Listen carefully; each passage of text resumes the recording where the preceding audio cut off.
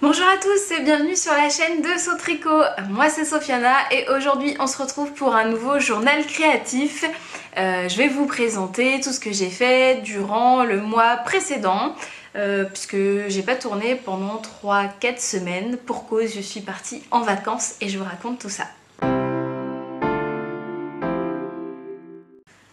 Alors, dans ce nouveau journal créatif, alors d'abord les actus, je suis partie en vacances, oui, mais il y a eu des vidéos sur ma chaîne pendant mon absence. Je vous en ai sorti 4 en tout. Alors, la première, c'était une vidéo pour vous expliquer comment j'ai créé mon compte-rang.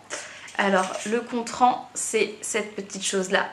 Donc c'est une petite chaînette d'anneaux marqueurs qu'on vient glisser dans ses aiguilles et celle-ci du coup je l'ai fabriquée moi-même et je vous montre comment faire et je vous explique comment l'utiliser dans ma vidéo. Et ensuite j'ai sorti une série de 3 vidéos à propos de mon dressing adoré où je fais le tri de l'intégralité de ma garde-robe et je vous explique un petit peu comment je porte mes vêtements, ceux que j'aime moins et que j'ai du coup enlevé, etc. pour ensuite pouvoir me concentrer un petit peu plus sérieusement sur ce que je vais coudre et ce que je vais tricoter dans les prochains mois et je vous ferai des vidéos sur ce sujet également. Donc si vous ne les avez pas vues et que le sujet vous intéresse, n'hésitez pas à aller regarder sur ma chaîne. Tout est en ligne, il n'y a plus qu'à regarder. Et aujourd'hui je vous reviens pour vous montrer ce que j'ai fait pendant les 3 semaines que j'ai pas enregistré. Alors, je suis partie pendant 2 semaines au Canada, je suis partie le 16 octobre et je suis revenue dimanche. Aujourd'hui, on est le jeudi 31, donc ça fait 4 jours que je suis rentrée. Alors du coup, je vais pas vous montrer de couture, enfin un tout petit peu, parce que j'avais pas emmené ma machine dans l'avion, hein, voilà. Par contre, j'ai tricoté et j'ai réussi à passer mes aiguilles et je vous ai expliqué comment.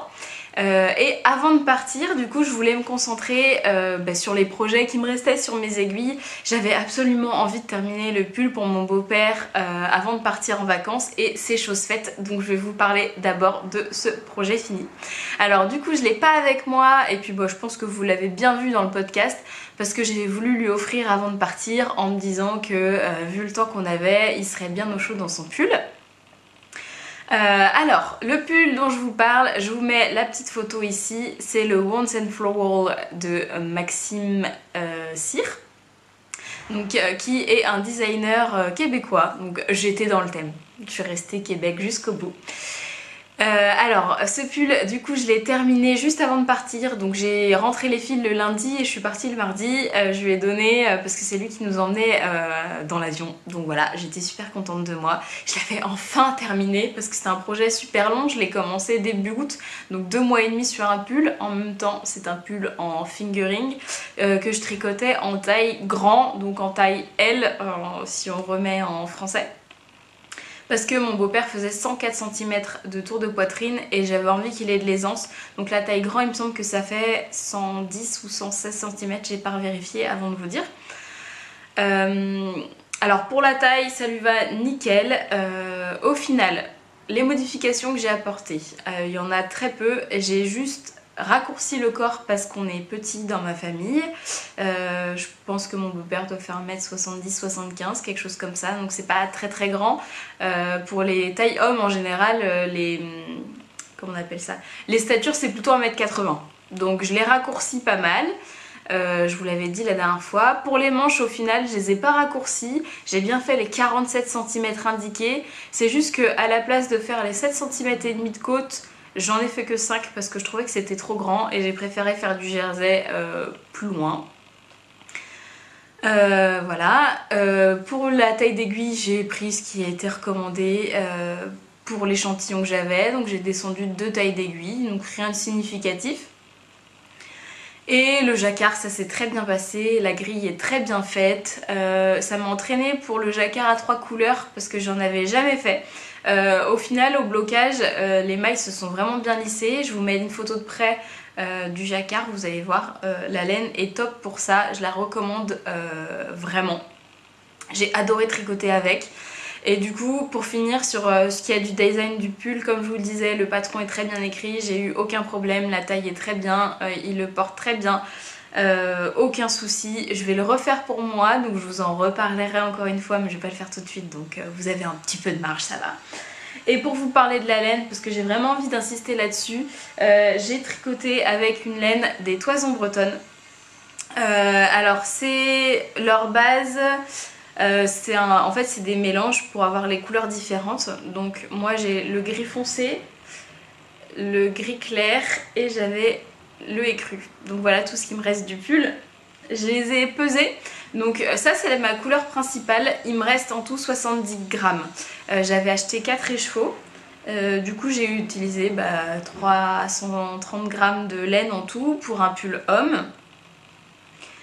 C'est un tout petit peu raccourci mais en soi j'ai pas changé grand chose.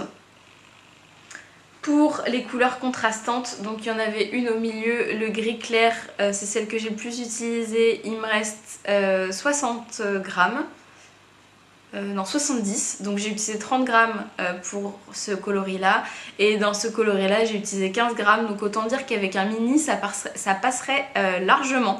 Donc bon bah là je vais pouvoir faire d'autres choses avec, je pense que je vais faire d'autres jacquards. Mais c'est bon à savoir, et comme là j'ai fait une taille homme, je pense que pour une taille plus petite, une taille femme, de toute façon je vous le dirai quand je ferai la mienne, peut-être que 2 mini pour la couleur normale, voire 1 ça pourrait passer, et la couleur principale dans 3 écheveaux je pense que ça passe largement. Donc voilà pour la laine, c'est une laine qui est dite rustique, donc oui elle pique, tout le monde me l'a dit, même les gens qui sont habitués avec qui je tricote au bière et laine, on dit que c'était de la laine qui pique et c'est une laine qui sent. Donc on la sent quand on tricote. Étonnamment, quand je l'ai bloquée, ça sentait pas si fort. Et mon beau-père adore l'odeur, donc pas de souci pour ça. Par contre, quand je l'ai bloquée, s'est ressortie, l'eau elle était noire, mais vraiment hein, sans rigoler, ça faisait marron. Je pense que la laine du mouton était encore un peu vraiment sale quoi, ou alors c'est toute l'huile de filage qui est partie avec, mais c'était vraiment très très foncé, ça n'a pas d'étain sur le écru, donc pas de problème pour ça, mais moi ça m'a surpris, donc je préfère vous tenir au courant si jamais vous tricotez cette laine là. Le blocage a vraiment changé l'aspect de la laine, ça s'est lissé, ça s'est assoupli. Quand je tricotais le pull, je le sentais rigide quand même, donc je me suis dit c'est cool, ça va être un pull qui va bien tenir chaud. Au final, elle a vraiment un joli drapé. Et l'échantillon était pas trop déjaugé, hein, parce que des fois ça peut jouer aussi. Mais là non, mon échantillon était pile comme il recommandait, donc je suis super contente, ça lui fait vraiment un beau tombé à ce pull. Et je pense que si je me le refais, je ferai des manches ballon et ça rendra super bien je pense. Donc voilà, pour le Wands and Floral, je vous en reparle, c'est obligé parce que de toute manière je le refais pour moi. Si vous avez des questions, vous n'hésitez pas. J'ai pris des photos et je vais reprendre des photos sur mon beau-père quand on aura le temps de le faire pour que vous puissiez voir ce que ça donne, parce qu'il n'y a pas beaucoup de photos sur homme alors que bon, bah, c'est un pull qui est unisexe et qui est présenté par un homme, donc je trouve ça cool de pouvoir le faire aussi. Et puis bah voilà, de toute façon je vous avais donné toutes mes indications, ce tricot il a coulé tout seul, alors le jacquard c'est long à faire, on est d'accord, mais franchement c'est super fun. Le jersey tout en noir pour moi c'est difficile, mais au final ça s'est bien passé. Je me dis 2 mois et demi sur un pull comme ça, franchement pour moi c'est correct. Donc voilà pour ce pull terminé, voilà, j'ai hâte de le voir sur mon beau-père maintenant.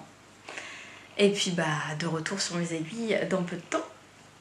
Et comme j'avais fini le pull pour mon beau-père le lundi, il fallait que j'avance quand même sur mon projet. Non, je l'ai fini peut-être un peu avant quand même, j'exagère. Mais bon, j'avais plus rien sur mes aiguilles, j'avais pas envie de monter tout de suite une paire de chaussettes parce que je voulais me garder ça pour le projet de voyage. Et j'avais mon crochet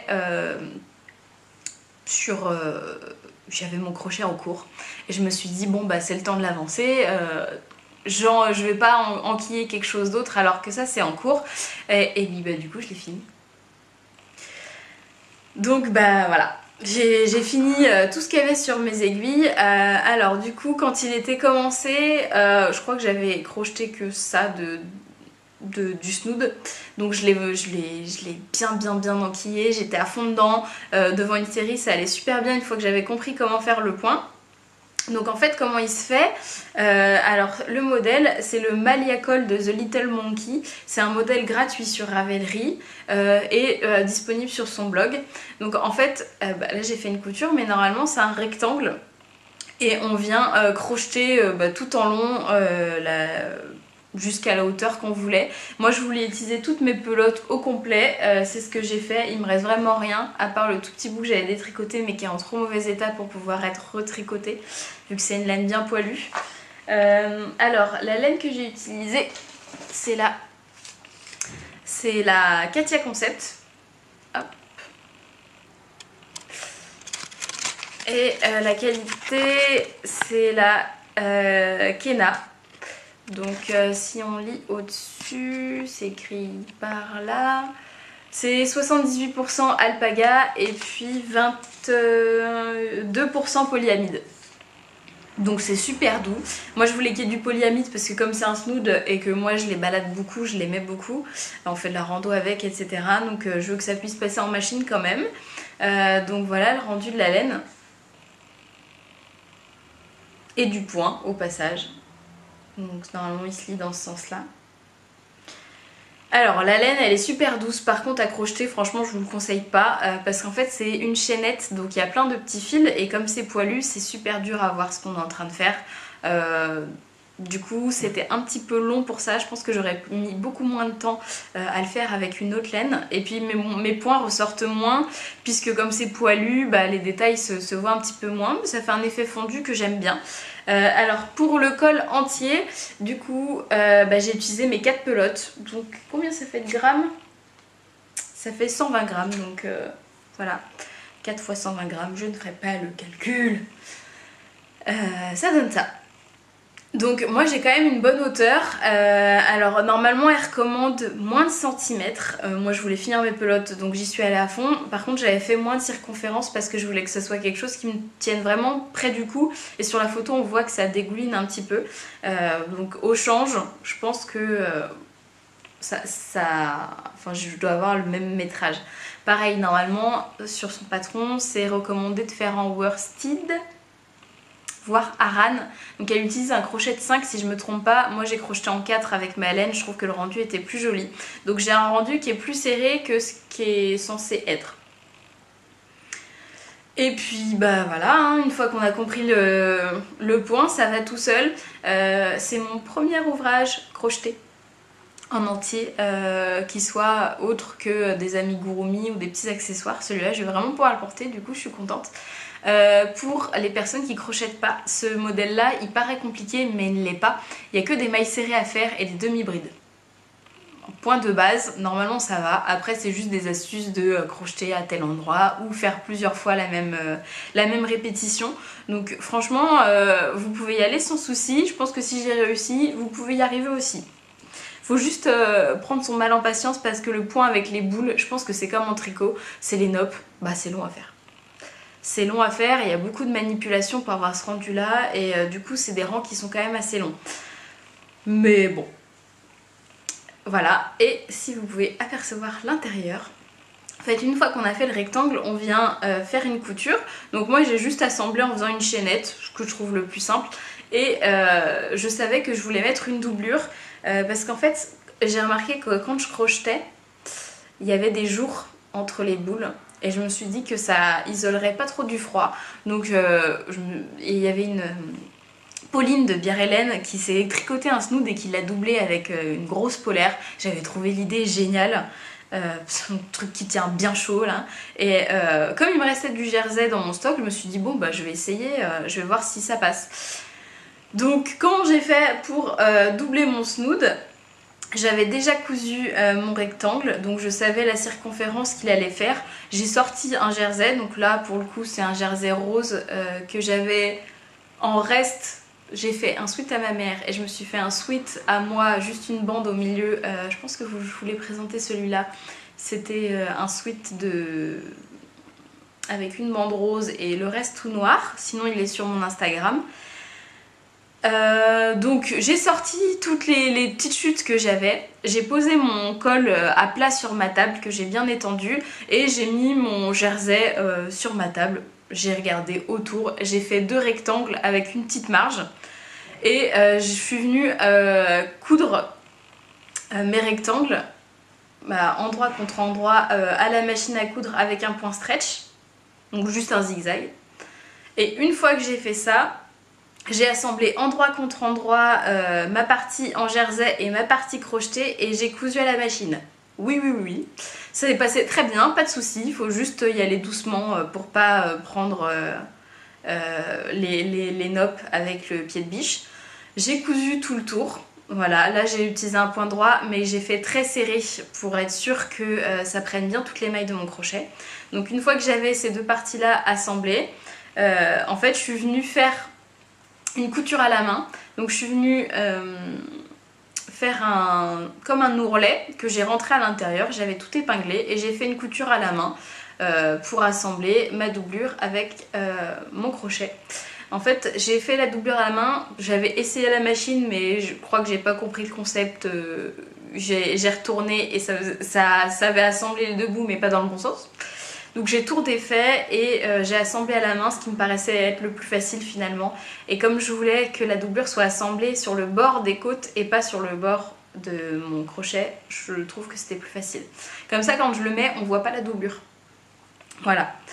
Et je vais vous le passer pour vous montrer ce que ça donne. Je vais enlever mes lunettes et on va faire attention au rouge à lèvres.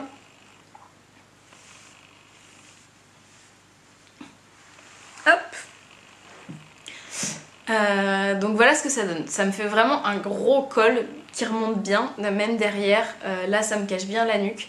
Et du coup je peux le porter soulevé avec les côtes. Là on voit pas la doublure. Ou bien juste rentrer comme ça.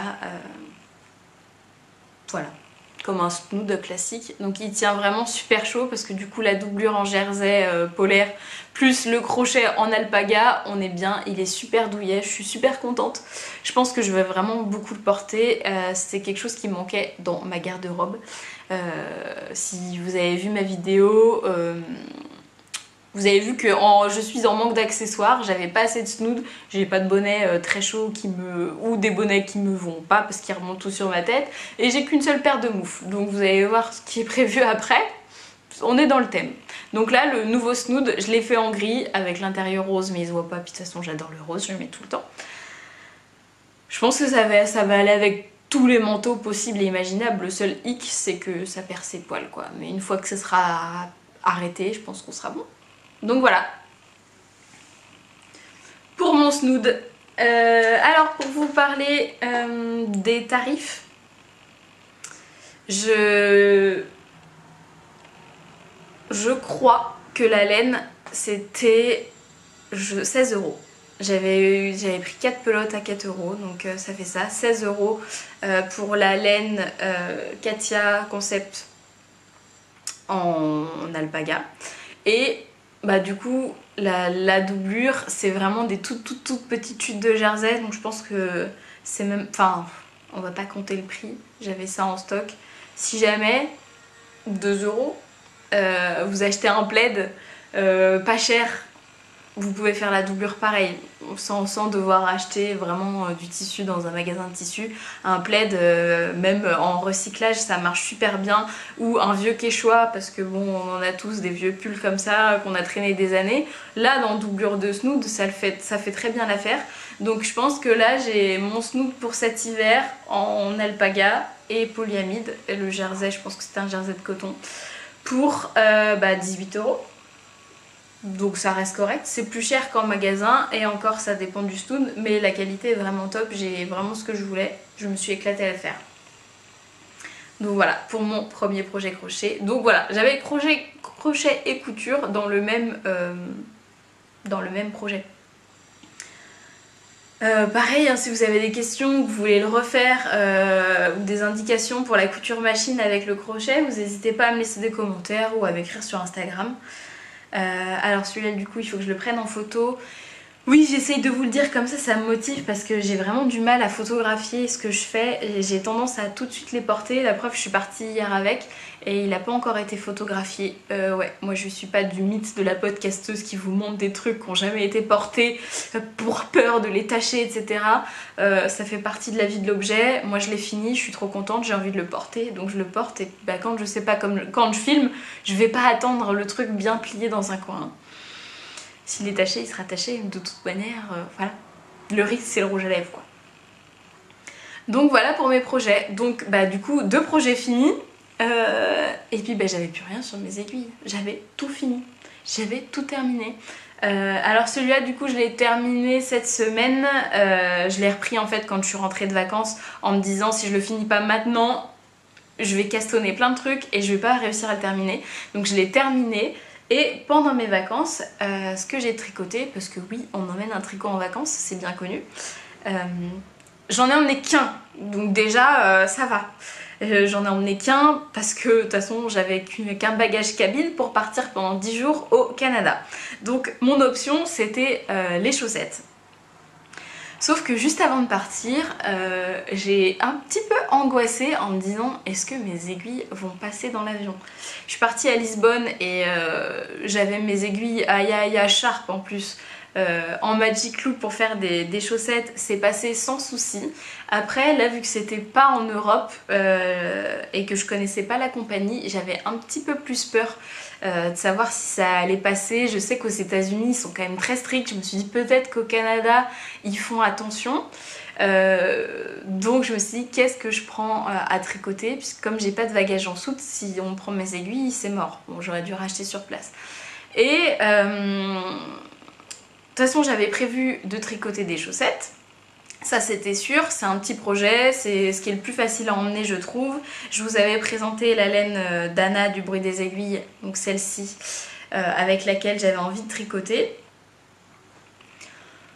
Donc ça c'était décidé, c'était ce projet là. Et pour les aiguilles, je me suis dit que toutes les filles au Biarellen elles tricotent avec les mini aiguilles. Je me suis dit bon bah ça normalement ça va passer dans l'avion. Donc j'ai envoyé un message aux embobineuses. Donc c'est une nouvelle mercerie qui a ouvert à Nantes, qui font les mini aiguilles, elles font les Aya aussi. Elles en font plusieurs, donc pour tous les tricoteurs nantais, n'hésitez pas à aller chez elles ou à leur demander, elles pourront commander pour vous. Elles sont adorables, donc n'hésitez pas. Elles ont les mini aiguilles, donc je leur ai envoyé un message en me disant est-ce que tu as des 2.5, je viens les chercher avant de partir en voyage. Elles m'ont répondu dans la foulée en me disant que oui, elles m'ont mis mes petites aiguilles de côté, donc je suis allée les chercher et je vais vous les montrer. J'ai perdu des mailles, donc bon, voilà. Je les remets et je reviens. Alors, bah oui, du coup avec les mini aiguilles, j'ai pas les petits pandas Aya pour les bloquer, donc ça arrive que ça sorte. Donc les mini aiguilles, c'est quoi? Bah c'est ça, c'est voilà.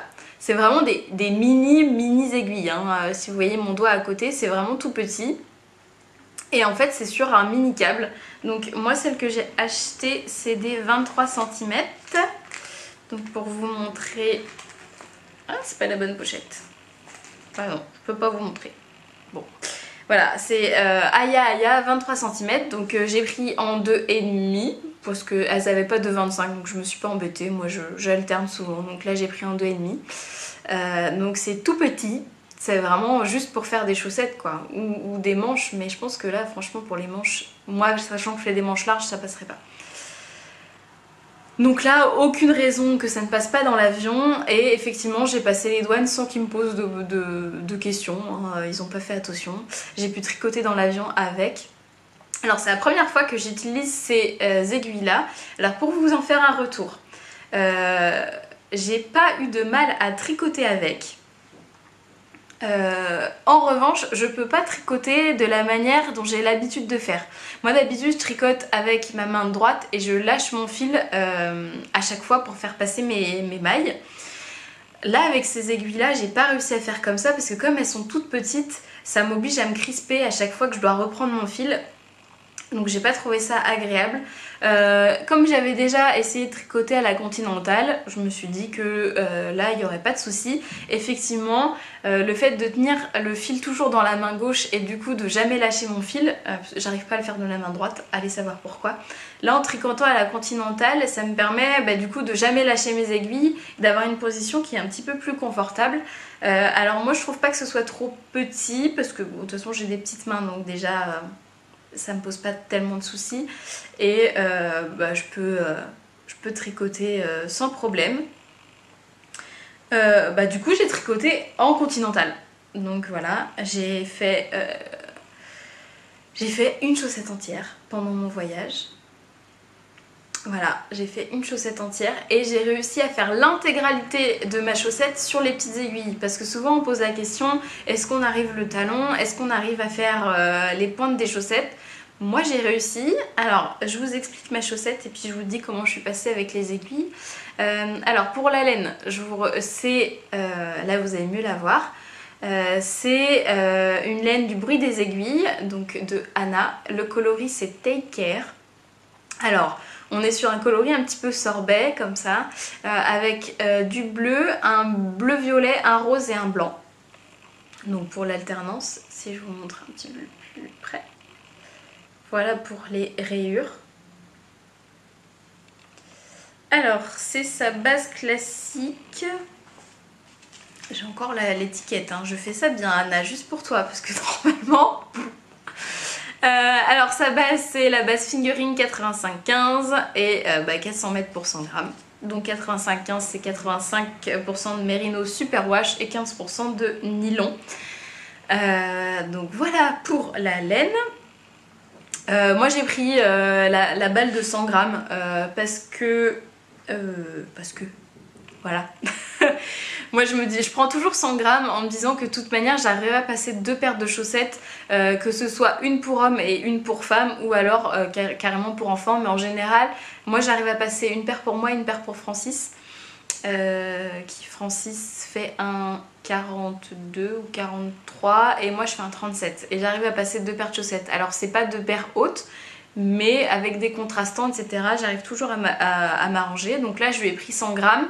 Je fais cette paire de chaussettes pour ma belle-sœur qui fait un 39 et là j'ai fait une chaussette entière avec la laine. Donc j'ai fait le talon pas contrastant, le talon, les pointes et les côtes tout dans la même laine, et j'ai regardé, il me semble que j'ai utilisé 30 grammes, un petit peu moins de 30 grammes. Donc en tout, je me reposerai quand j'aurai fini, mais j'aurai peut-être 60 grammes pour la paire de chaussettes en 39 avec l'intégralité de la chaussette faite dedans. Et du coup il me restera 40 grammes, ce qui est largement suffisant pour moi pour me faire une paire. J'aurai juste à mettre un contrastant, donc ça me fera 2 paires de chaussettes dedans. Du coup j'ai fait des côtes. Alors il s'avère que j'ai des côtes torse, mais je ne sais pas pourquoi. Parce que du coup comme c'est la première fois que je tricotais en continental, j'avais jamais fait de maille en vert en continental, donc là j'y suis allée au feeling et j'avais pas de réseau dans l'avion, donc j'ai fait comme je sentais. Et je sais pas pourquoi ça me fait des côtes torse, donc peut-être que je fais mes mailles en vert en torse. En fait à la base j'avais des côtes comme ça, enfin des côtes qui paraissaient classiques et je trouvais c'est pas très beau, ça faisait un peu éclaté, donc j'ai juste fait un rang raccourci pour retourner mon tricot, puis ça me fait des côtes torse. Il y a juste là où j'avais fait une boulette, donc il va falloir que je resserre un petit peu en tirant dessus. Donc moi je fais 15 rangs de côtes. Après elle voulait des chaussettes courtes, donc je lui ai fait une toute petite tige. J'ai juste fait une répétition de rayures en fait. Je me suis arrêtée là. Et à la base j'avais prévu un contrastant pour les chaussettes. Et puis en fait une fois que j'étais partie dedans, j'ai zappé, j'ai commencé à faire mon talon avec la laine. Et en fait j'avais envie d'essayer parce que à chaque fois on me dit que le talon... c'est pas forcément joli avec de l'autorayant, etc. J'avais jamais essayé, j'avais envie de voir ce que ça donne. Et moi je trouve franchement pas ça vilain. Hein. Je veux dire, là, je me suis débrouillée pour qu'en fait mon talon fasse exactement une répétition de rayures. Donc là, moi j'ai même pas fait un talon après coup, j'ai fait un talon renforcé parce que c'est ce que je préfère faire et c'est ceux qui, moi, me vont le mieux. Donc là, vu que j'ai jamais fait de chaussettes pour ma belle-sœur, je me suis dit que de toute manière, elle verrait pas la différence, hein, elle connaît pas les chaussettes tricotées. Donc je me suis fait plaisir et j'ai essayé de faire un talon renforcé. Donc là, j'ai pile ma répétition. Alors ça fait des plus grosses rayures là, mais je trouve pas que ce soit choquant. Donc mon talon, et puis après je suis repartie sur mes rayures et ça n'a pas bouleversé tant que ça le rythme des rayures. Peut-être là ça fait des rayures de 3 rangs au lieu de 4, mais franchement, je sais pas. Moi ça me perturbe pas, après je suis pas psychorigide. Donc pareil pour les pointes, ça agrandit un tout petit peu les rayures, mais je trouve pas ça choquant. Donc je suis vraiment contente du rendu et les rayures d'Anna sont nickel. Je vois pas du tout les différences entre les rayures, ça fait pas d'échelle, je les remarque pas. Je pense on peut faire le tour de la chaussette, on voit pas le... Bon là il y a un petit peu trop de lumière de ce côté. On voit pas du tout où ça a changé. Donc nickel, trop bien. Alors pour le talon, du coup comme j'ai fait un talon renforcé, comme on travaille que sur la moitié des mailles avec les mini aiguilles, ça n'a pas posé de soucis. Quand j'ai relevé mes mailles, pareil, aucun problème. Là à ce niveau là, comme on a le plus de mailles, c'est un tout petit peu plus serré mais c'est pas gênant. Du coup après il y a les diminutions à faire et on repart sur un tricot de chaussette classique. Donc moi j'ai 60 mailles, donc avec les mini aiguilles ça n'a pas posé de soucis. Le seul problème c'est vraiment à la fin des chaussettes. Donc là juste qu'on diminue jusqu'ici il n'y a pas de problème, ça se passe plutôt bien. Faut peut-être un petit peu pousser les mailles pour les attraper, mais ça va. Par contre là j'ai quasiment dû faire du magic loop sur les mini aiguilles pour pouvoir faire passer ma pointe. Donc ça fait que j'ai pas un résultat très régulier sur la pointe, mais je pense qu'au blocage ça devrait aller. Et j'ai même réussi à faire mon grafting avec les mini aiguilles. Donc voilà, une paire de chaussettes, enfin une chaussette complète avec les mini aiguilles. Je suis super contente parce que j'étais pas convaincue au début et au final ça se passe très bien. Après du coup ça m'oblige à faire la méthode continentale, donc là je m'entraîne, donc mon tricot est moins régulier que ce que je fais d'habitude. À force ça viendra hein, et puis bon là c'est pas trop un souci. Une fois bloqué je pense que ça se verra presque pas et je pense que ma belle-sœur ne m'en voudra pas, elle va pas faire attention à ça. Donc une chaussette de terminée et j'ai entamé la deuxième en rentrant du coup. Donc voilà. Donc là je suis sur la deuxième, j'ai déjà fait la tige, j'ai fait le talon et là je suis en train de faire les diminutions pour le talon. Donc vous voyez à quoi ça ressemble en fait une chaussette en cours. Voilà. Donc là tout sur mes mini aiguilles. Donc voilà pour mes chaussettes. Alors pour l'instant je peux que vous recommander la laine d'Anna. Les rayures sont vraiment chouettes, la laine est très douce. Seul souci que moi j'ai, mais comme je m'entraîne à la méthode continentale ça vient de là aussi, c'est que ça se dédouble. Après moi j'ai pas d'écharpe donc c'est peut-être le cas aussi, mais la laine est moins retordue que ce que j'ai l'habitude pour les chaussettes. Donc de temps en temps j'ai perdu un petit bout de fil que je vais devoir couper. Mais ça c'est pas du fait d'Anna, c'est la laine de son fournisseur. Donc voilà, pour les couleurs elles sont top. Je pourrais pas vous parler du porté puisqu'elles sont pas pour moi, mais dès que j'en porte pour moi, je vous redirai ce que ça donne. Donc c'est tout ce que j'ai sur mes aiguilles en ce moment. Je vais pas très bien là. Donc j'ai que des chaussettes, j'ai envie de les terminer. Comme ça, tous les trucs pour les autres seront finis et je vais tricoter pour moi. Ça fait un moment. Enfin bon, j'ai croché le machin, mais je pense que vous me comprenez entre tricoteurs. Quand on tricote beaucoup pour les autres comme ça, il y a toujours un moment donné où on se dit en fait, moi j'ai rien, alors qu'en fait j'ai besoin de pulls, j'ai besoin de gilets, j'ai besoin de plein de trucs. Et j'ai pas avancé pour les choses pour moi parce que j'ai envie de faire plaisir aux autres. Là on va faire une petite pause, même si Noël arrive, je pense que je vais plus coudre que tricoter, ou alors je proposerai des tricots mais ils seront pas faits pour Noël. Ou peut-être une ou deux paires de chaussettes, parce que de toute façon je vais en refaire, ça c'est sûr, une fois que ce sera fini il y en aura une autre, voilà. Et je vais vous parler du coup des achats que j'ai fait au Canada et je vous reparle de ma vidéo sur la garde-robe. Je voulais absolument aller acheter de la laine au Canada, ça me fait un super souvenir de vacances et il y a quand même beaucoup de teinturiers et d'indépendants au Canada qui font des choses superbes. J'avais repéré 2-3 merceries à Montréal et à Québec. Parce qu'en fait on a fait Montréal en premier, après on est allé à la campagne vers Mont-Tremblant et on est retourné au Québec et après on est redescendu sur Montréal. Donc on a fait tout un petit tour pendant les 2 semaines.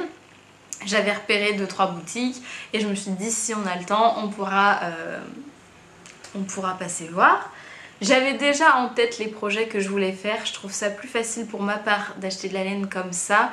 Déjà pour pas m'éparpiller et je sais déjà vers quoi je vais devoir me tourner en termes de taille de laine, de coloris. Puisque comme je viens de faire le tri de ma garde-robe, j'ai une idée plus ou moins précise de ce que j'ai envie et les coloris qui me manquent ou qui vont avec ce que j'ai déjà. Donc dans ma tête, il me fallait des bonnets parce que j'en ai plus. J'ai que des bonnets mais c'est des bonnets en fingering, ça me tient clairement pas assez chaud. J'en ai qu'un seul qui me va et l'autre me remonte souvent sur la tête. Donc c'est problématique. Donc je voulais me refaire des bonnets.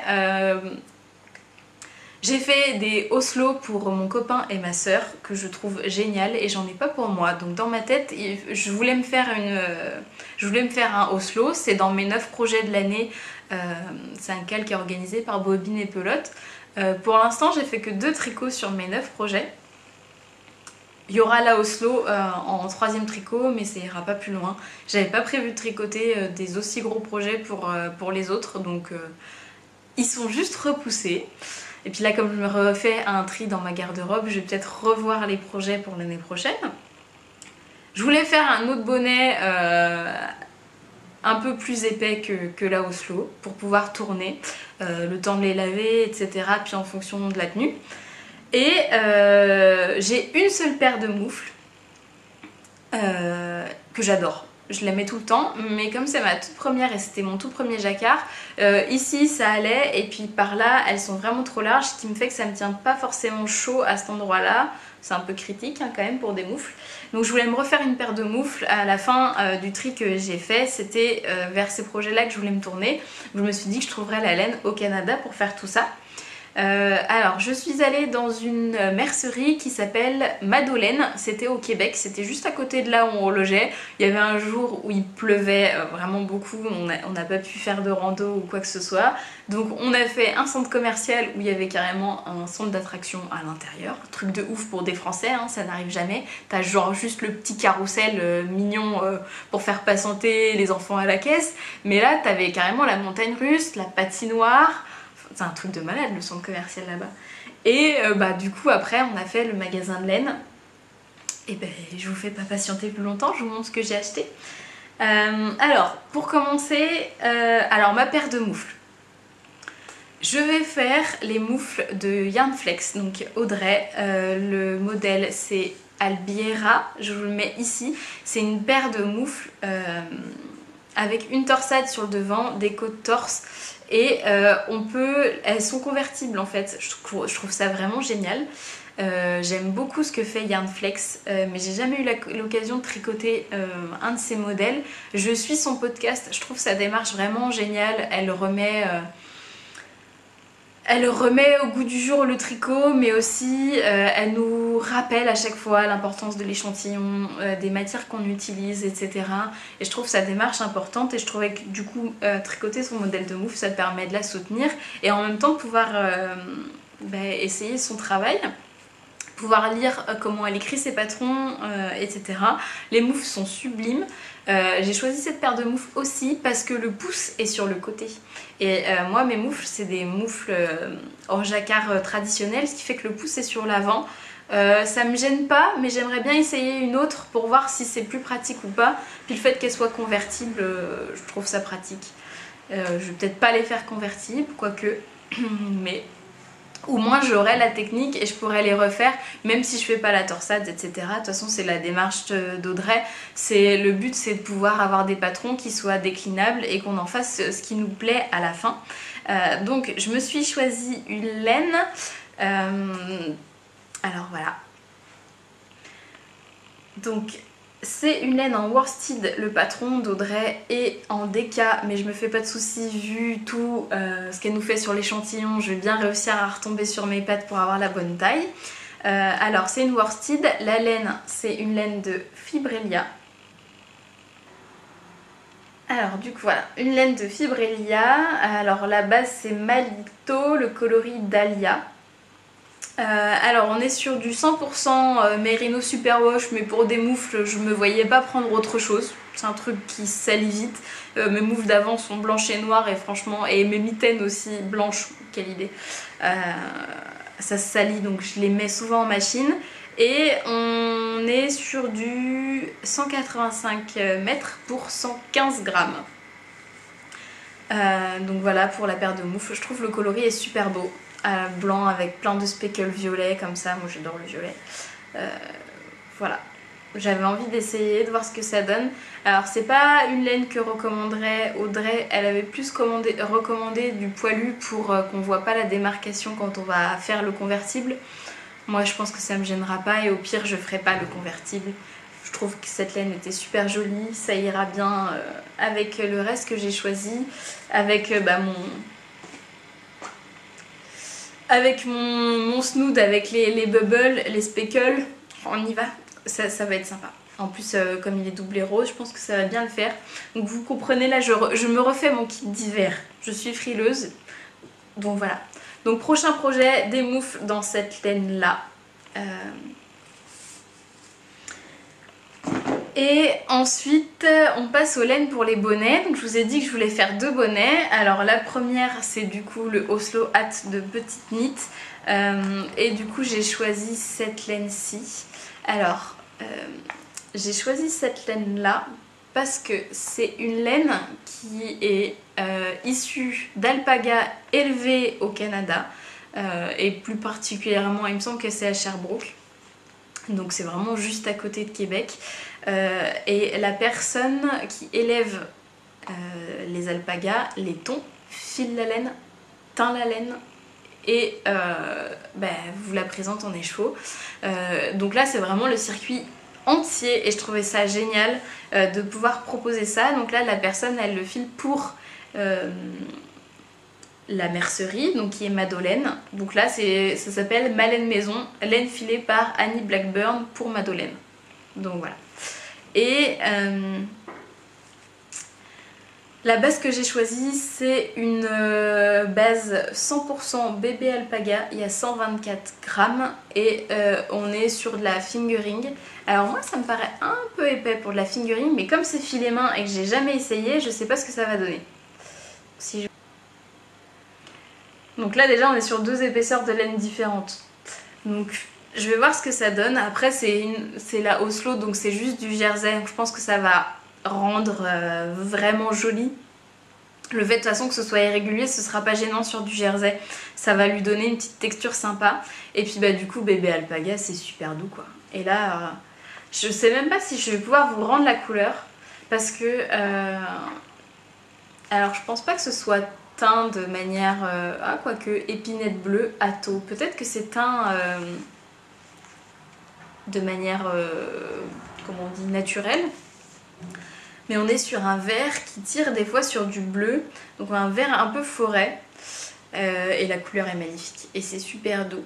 Alors du coup il y a 334 mètres. Et puis je vous ai pas parlé du prix de l'autre. Je vais vous parler de celle-ci. Ça coûte 43 $ canadiens. J'avoue que quand j'ai vu le prix, j'étais à oh c'est un petit peu cher. Donc j'ai un petit peu hésité. Après la qualité est quand même assez impressionnante. Et au final quand on convertit en euros, ça fait pas tant que ça. Parce que on est 1 $ canadien c'est 69 centimes français. Donc on est à peut-être 30 €. De toute façon je vous l'écrirai là quand j'aurai fait la conversion. Donc finalement c'est pas si cher. Je vais avoir de quoi me faire mon bonnet et je suis très contente d'avoir un souvenir comme ça. La laine est vraiment super belle. Donc voilà pour le prochain bonnet. Donc je pense que j'alternerai. Je vais pas refaire une paire de chaussettes tout de suite. Je vais d'abord faire le Oslo Hat parce que comme c'est que du jersey ça fera l'équivalent. Et puis je referai une paire de chaussettes après. Donc pour vous faire la transition, J'ai proposé à Francis de se prendre une laine comme d'habitude pour se faire un projet. Donc bon, on est parti sur une laine, il est parti sur une laine à chaussettes. On est dans une mercerie, donc tant qu'à faire. Il s'est choisi, il a fait le tour de la mercerie et il s'est choisi une laine. Donc c'est une laine à chaussettes de Madeleine aussi, donc il produit pour cette mercerie là. Si vous voulez, ils ont un site en ligne si vous êtes intéressé. Donc voilà. Donc là on est sur 75% de laine superwash et 25 polyamide. Donc c'est un petit peu plus rustique du coup. Là on n'est pas du tout comme sur la laine d'Anna qui est supra douce, hein. Là on est vraiment sur une laine un petit peu plus rustique. Et alors je sais pas si ça fait des rayures, je pense, mais c'est possible que ce soit chiné. J'ai pas vu de modèle tricoté avec ce coloris là, donc je sais pas ce que ça donne. Et il n'y a pas de nom de coloris, donc c'est coloris 2. Donc voilà. Très Halloween quand même, hein. Je pense qu'il était dans l'ambiance, il y avait des citrouilles un petit peu dans la rue et tout, et il a dû être dans l'ambiance. Donc voilà, je lui ferai sa paire de chaussettes annuelle là-dedans. Il m'avait dit non non t'inquiète c'est bon, j'ai assez de paires de chaussettes. Il a 3 paires de chaussettes pour l'instant. J'en ai pas beaucoup plus, hein. On alterne à chaque fois. Une pour lui, une pour moi, puis des fois une pour les autres. Donc ouais, il va bientôt me rattraper du coup, hein. Et finalement, quand je lui ai proposé de prendre une laine, il a été chercher de la laine à chaussettes. Donc voilà. Donc voilà pour les chaussettes. Et ouais, je me suis pas arrêtée là. J'achète rarement de la laine. J'ai regardé, la dernière fois que je me suis acheté de la laine, c'était au mois de janvier. On est au mois d'octobre, donc ça fait presque un an que j'ai pas acheté de laine pour moi. Le pull de mon beau-père, il s'est acheté de la laine et je lui ai tricoté. Et les autres, c'était des laines que j'avais déjà en stock avant. Donc ça faisait un moment. Donc là, du coup, c'était aussi mon anniversaire. Donc j'ai eu des cadeaux, etc. Et on m'a fait des cadeaux. Donc j'en ai profité. Donc du coup, j'ai acheté un autre écheveau pour me faire mon deuxième bonnet. Et waouh, c'est saturé. Alors, on est sur un rouge, effectivement, mais on est un rouge, je pense que vous voyez un peu, qui tire sur le noir de temps en temps. C'est vraiment un rouge profond. On va faire comme toutes les posquettes de toute manière, vous n'avez pas la bonne couleur avec la luminosité qu'on a en hiver. J'espère qu'en photo j'arriverai mieux à le rendre. Donc j'ai pris un rouge, mon écharpe que je porte tout le temps, que j'adore, c'est mon écharpe Heure d'hiver d'Atelier Emily qui est rouge. Du coup je me suis dit qu'un bonnet avec des torsades rouges ce serait génial. Et puis bon bah, le rouge c'est quand même une couleur qui me va bien étant brune. Donc je me suis dit que j'avais pas de risque à partir là-dessus. Donc là c'est la même base que l'autre, c'est une base worsted et le coloris du coup c'est Mordicus. Donc je pense que c'est assez Halloween aussi, hein. Et j'ai choisi déjà le modèle que je vais réaliser avec ça. Donc un bonnet à torsade. Je vous disais la dernière fois que j'avais jamais tricoté de choses de Marie-Amélie. Et je vais y remédier. Dans le calendrier de l'Avent de mon Chip Shop d'il y a 2 ans, Marie-Amélie avait offert un bonnet en torsade, c'est le Ilex. Donc je vous mets une photo ici. Et puis bah, je me suis dit bah nickel, c'est ce qu'il me faut, un bonnet bien chaud, en worsted, avec des torsades, parce que là je suis en manque de torsades, hein, ça fait beaucoup trop longtemps, on est d'accord. Donc voilà, par contre je vais rallonger les côtes. Et je pense que je vais les doubler pour faire un double revers. Comme ça, j'aurai vraiment chaud à fond. Je pense qu'avec la laine, ça devrait passer. On est sur 185 mètres. Il me semble que Marie-Amélie recommande 170. Donc peut-être qu'avec 15 mètres, je vais pouvoir rallonger. Je sais, je me rends pas trop compte. Ou avec un échantillon un peu serré. Au pire, pas acheter frais. Voilà. Pas ce qui est plus long à faire un bonnet, on est d'accord. Donc voilà. Et bah, pour aller avec les 2 bonnets que je voulais faire, il me fallait un pompon. Et ils avaient des super beaux pompons. Voilà. Donc j'ai pris un pompon. Alors c'est en fourrure, c'est de la vraie, mais c'est de la fourrure recyclée. Alors pour vous mettre la démarche dans laquelle j'étais, quand j'ai vu les pompons, je les ai trouvés super beaux. Et quand j'ai vu que c'était la vraie fourrure, je me suis dit ah, j'ai pas vraiment envie d'avoir de la vraie fourrure, je suis pas pour ça, au contraire, ça me dérange. Après, je me suis dit, le fait que ce soit recyclé, on est encore dans la balance pour l'écologie là-dedans et pour la morale. C'est de la fourrure, certes, c'est de la fourrure recyclée. Donc dans un sens, toute la fourrure qui existe aujourd'hui, on va pas se le nier, elle sera toujours là, on a tué des animaux pour ça, c'est un fait. Mais ce serait ridicule de la jeter. Et ce serait ridicule de ne pas l'utiliser. Et c'est la démarche de cette marque-là. Donc le pompon vient de chez Ecogriffe. Et du coup, je suis allée sur leur site après avoir acheté le pompon pour en savoir plus sur leur démarche. Et l'intérêt, c'est vraiment ça, c'est de récupérer des vieux vêtements, des vieux manteaux qui appartenaient à nos grands-parents, de récupérer les fourrures qu'il y a dessus pour pouvoir en faire de nouvelles choses et les recycler. Et je trouve que du coup, dans cette démarche-là, c'est intéressant. Alors ça n'empêche que c'est de la vraie fourrure, que de base ça ne devrait pas exister, mais puisque c'est là, autant l'utiliser. Je me suis fait plaisir, c'est un petit peu un plaisir coupable entre guillemets, mais bah, c'est comme ça. On va essayer de continuer dans la démarche et puis bah, de pas favoriser comment on dit, je pense que dans le monde du tricot on est encore plus là-dedans parce qu'on utilise de la laine, donc on utilise forcément les moutons, on utilise parfois de l'angora, donc les lapins. C'est pour notre loisir, mais en même temps on doit être conscient de ce qu'on est en train d'utiliser et bah, de supprimer cette maltraitance animale, ce serait quelque chose de bien. Je vais essayer de m'arrêter là parce que sinon je pense qu'on peut en parler pendant des heures. Si c'est un sujet qui vous intéresse et qui vous tient à cœur, laissez-moi tout dans les commentaires ou venez en discuter avec moi. Parce que moi je suis dans cette perpétuelle balance là et je pense que je suis pas la seule. Donc voilà mon plaisir coupable, j'ai un joli pompon, j'en aurai qu'un, je ne vais pas en acheter d'autres, ça c'est sûr. Il est avec une épingle à nourrice, comme ça je vais pouvoir changer de bonnet de l'un à l'autre. Et du coup j'ai les poils qui me chatouillent.